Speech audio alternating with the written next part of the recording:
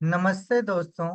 मेरा नाम संजय है और आज हम कक्षा 11 के रसायन विज्ञान का अध्याय नंबर 8 जो कि है कार्बनिक रसायन, कुछ आधारभूत सिद्धांत तथा तकनीकें, पार्ट 7 के विषय में अध्ययन करेंगे।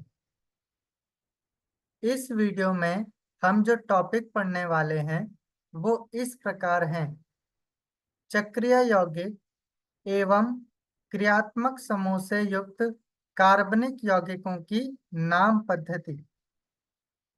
तो सबसे पहले हम समझ लेते हैं चक्रीय यौगिकों को।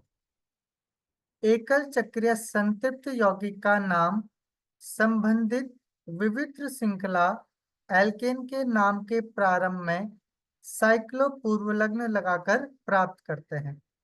यानी कि जो चक्रीय यौगिक होते हैं इनका नाम एल्केन के समान ही लिखा जाता है, परंतु उससे पूर्व साइक्लो पूर्वलग्न लगाया जाता है। यदि पार्श्व श्रृंखलाएं उपस्थित हों तो उपयुक्त नियमों का पालन हम करते हैं। कुछ चक्रीय यौगिकों के नाम नीचे दिए गए हैं, जिसमें से सबसे पहला है, यहाँ पर 5 कार्बन उपस्थित हैं तो पेंटेन इसका नाम हो जाएगा। क्योंकि ये चक्रीय यौगिक है तो पेंटेन से पहले साइक्लो पूर्वलग्न लग जाएगा, इस प्रकार इसका नाम साइक्लोपेंटेन हो जाएगा। ठीक इसी प्रकार सेकंड वाला है 1 2 3। पहले कार्बन पे मैथिल समूह उपस्थित है, दूसरे कार्बन पे प्रोपिल समूह उपस्थित है, और क्योंकि ये क्या है, एक साइक्लो ग्रुप है तो इसका नाम हो जाएगा 1 पे मैथिल, 3 पे प्रोपिल और साइक्लोहेक्सेन।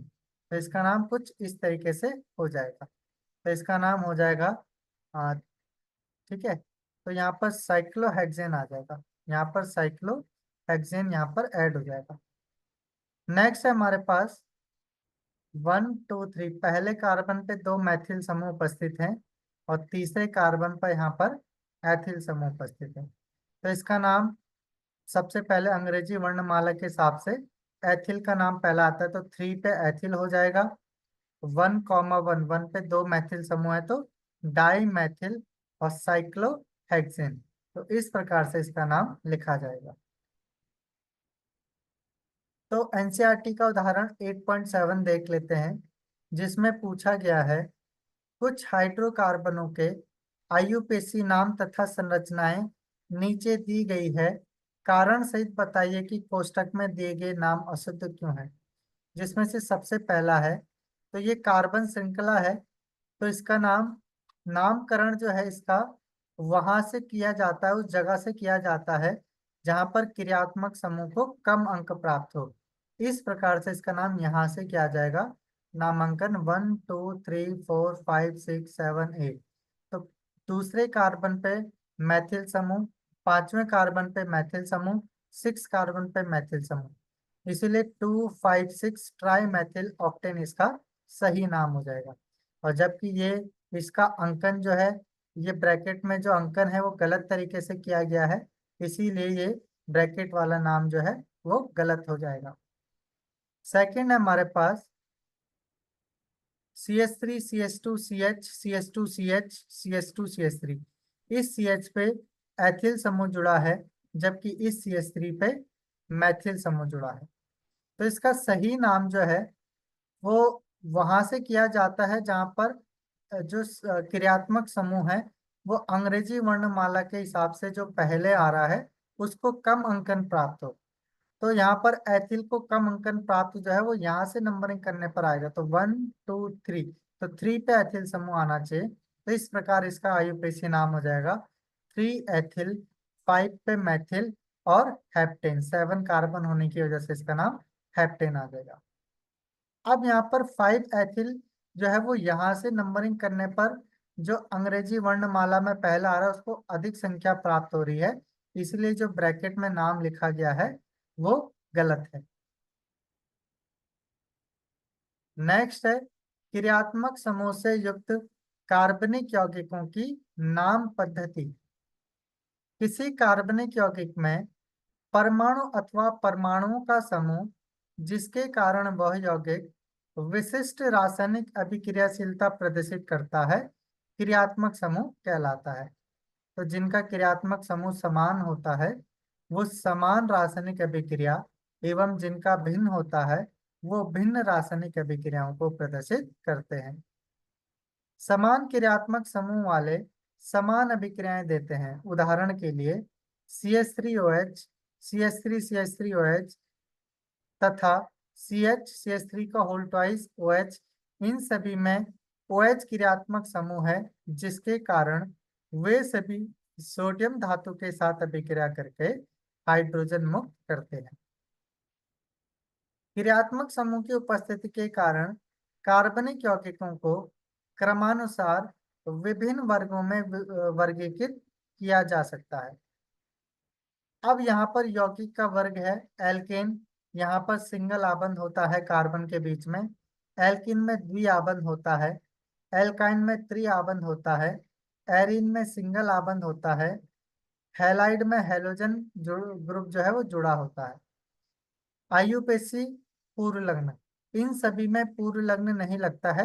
हैलाइड में हम हैलो को पूर्व लग्न के रूप में लिखते हैं। एल्केन में जो अनुलग्न आता है वो एन आता है।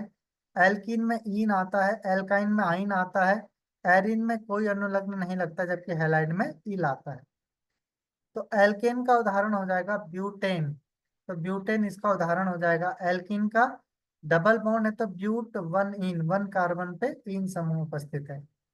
एल्काइन का उदाहरण हो जाएगा ब्यूट वन आइन, पहले कार्बन पे ट्रिपल बॉन्ड उपस्थित है तो ब्यूट वन आइन इसका नाम हो जाएगा। एरिन का उदाहरण बेंजीन, यहाँ पर इसका उदाहरण हो जाएगा। हैलाइड का उदाहरण यहाँ पर वन ब्रोमोब्यूटेन, ये यहाँ पर इसका उदाहरण हो जाएगा। पहले कार्बन पर Br उपस्थित है इसलिए इसका नाम वन ब्रोमोब्यूटेन हो जाएगा। एल्कोहल को हम OH से प्रदर्शित करते हैं। इसमें पूर्व लग्न जो होता है वो हाइड्रोक्सी होता है। अनुलग्न जो होता है वो ऑल होता है। इसका उदाहरण है CH3 CH2 CH OH CH3। तो यहाँ पर दूसरे कार्बन पर OH समूह उपस्थित है इसलिए इसका नाम हो जाएगा ब्यूटेन 2 ऑल। नेक्स्ट हमारे पास है एल्डिहाइड। इसकी पहचान होती है CHO। इसमें पूर्व लग्न हम फॉर्मिल या ऑक्सो लिखते हैं, जबकि इसमें अनुलग्न जो है वो अल लिखा जाता है। इसका उदाहरण है CH3 CH2 का होल ट्वाइस CHO। तो इसका नाम हो जाएगा यहाँ पर, चार कार्बन होने की वजह से इसका नाम हो जाएगा ब्यूटेनल। ठीक है। तो नेक्स्ट है हमारे पास कीटोन। कीटोन की पहचान होती है कार्बन और ऑक्सीजन के बीच में द्विआबंध उपस्थित होता है, तो कार्बन और ऑक्सीजन। इसमें जो पूर्व लग्न लगता है वो ऑक्सो लगता है, जबकि अनुलग्न जो है यहाँ पर ओल लगता है। इसका उदाहरण हो जाएगा CH3 CH2 CO CH3। तो टू दूसरे कार्बन पे यहाँ पे CO ग्रुप उपस्थित है इसलिए ब्यूटेन 2 ऑन इसका नाम हो जाएगा। नेक्स्ट है नाइट्राइल। नाइट्राइल की पहचान है CN, कार्बन नाइट्रोजन के बीच में त्रिआबंध, तो CN इसकी पहचान है। इसमें पूर्व लग्न साइनो आता है जबकि अनुलग्न इसमें नाइट्राइल आता है। इसका उदाहरण है pentane nitrile. CH3 CH2 CH2 CH2 CN। तो CN की वजह से नाइट्राइल आया और पांच कार्बन होने की वजह से पेंटेन इसका नाम आया। नेक्स्ट है ROR। ये ईथर ग्रुप की पहचान है। ईथर को ROR से प्रदर्शित किया जाता है। इसमें पूर्व लग्न एल्कोक्सी आता है जबकि इसमें कोई भी अनुलग्न नहीं आता है। इसका उदाहरण है एथॉक्सी एथेन। अब यहाँ पर CH3 CH2 CH2 CH3। तो ये जो ऑक्सीजन है वो एथेन के साथ एथॉक्सी बना देगा, और जबकि यहाँ पे दो कार्बन परमाणु का हम यहाँ पे एथेन लगेंगे, तो इस प्रकार इसका नाम हो जाएगा एथॉक्सी एथेन। नेक्स्ट है हमारे पास कार्बोक्सिलिक अम्ल। इसकी पहचान है COOH। इसमें पूर्व लग्न जो है वो कार्बोक्सी लिखा जाता है, जबकि अनुलग्न जो है वो ओइक अम्ल लिखा जाता है। इसका उदाहरण है CH3 CH2 का होल ट्वाइस CO2H। तो COOH यहाँ पर होगा, COOH यहाँ पर होगा। तो यहाँ पर चार कार्बन उपस्थित है इसलिए इसका नाम हो जाएगा ब्यूटेनोइक अम्ल। कार्बोक्सिलेट आयन, इसकी पहचान है COO नेगेटिव। तो यहाँ पर इसका कोई भी पूर्व लग्न नहीं लगता है, जबकि इसका अनुलग्न जो है वो ओइट लगता है। इसका उदाहरण है सोडियम ब्यूटेनोइड यानी CH3 CH2 का होल ट्वाइस COO नेगेटिव और Na पॉजिटिव। तो ये इसका क्या है, उदाहरण है। क्रियात्मक समूह का घटता हुआ प्राथमिकता क्रम कुछ इस प्रकार है। तो अगर हमारे पास दो क्रियात्मक समूह, सबसे पहले है, सर्वप्रथम उपस्थित क्रियात्मक समूह की पहचान की जाती है ताकि उपयुक्त अनुलग्न का चयन हो। तो आईयूपीएसी नाम लिखने से पहले सबसे पहले हम क्रियात्मक समूह की पहचान करेंगे ताकि हम उपयुक्त अनुलग्न का चयन कर सकें। क्रियात्मक समूह की स्थिति दर्शाने के लिए दीर्घतम श्रृंखला का क्रमांकन उस छोर से करते हैं ताकि उस कार्बन जिससे क्रियात्मक समूह बंधित हो तो न्यूनतम अंक मिले। तो अंकन हम इस प्रकार से करेंगे जिससे क्रियात्मक समूह को न्यूनतम अंक प्राप्त हो। बहुक्रियात्मक समूह वाले यौगिकों में उनमें से एक क्रियात्मक समूह को मुख्य क्रियात्मक समूह मान लिया जाता है और उस आधार पर क्रियात्मक या यौगिक का नाम दिया जाता है। उचित पूर्व लग्नों का उपयोग करके बचे हुए क्रियात्मक समूह को प्रतिस्थापी के रूप में दिया जाता है। अगर कार्बनिक यौगिक में एक से अधिक क्रियात्मक समूह हो तो उनमें से एक को प्रमुख क्रियात्मक समूह मान लिया जाता है और बाकी अन्य को वहां पर प्रतिस्थापी के रूप में नाम दिया जाता है। मुख्य क्रियात्मक समूह का चयन प्राथमिकता के आधार पर किया जाता है। तो ये इनका यहाँ पर प्राथमिकता का क्रम है। तो सबसे पहले CH को प्राथमिकता दी जाएगी, उसके बाद SO3H को, फिर CRR को, फिर COCl, CONH2, CN, CH, यहाँ पर है, यहाँ पे जो है वो CHO एल्डिहाइड समूह है, फिर कीटोन, फिर यहाँ पर यहाँ पर OH समूह, फिर NH2, फिर डबल बॉन्ड, फिर यहाँ पर है ट्रिपल बॉन्ड। तो इस तरीके से हम क्रियात्मक समूह को प्राथमिकता देंगे, इस ऑर्डर में हम क्रियात्मक समूह को प्राथमिकता देते हैं। R C6H5 halogen, FCl, Bri, NO2, alkoxy आदि को हमेशा प्रतिस्थापी पूर्व लग्न के रूप में लिखा जाता है। तो ये हमेशा प्रतिस्थापी के रूप में ही लिखे जाते हैं।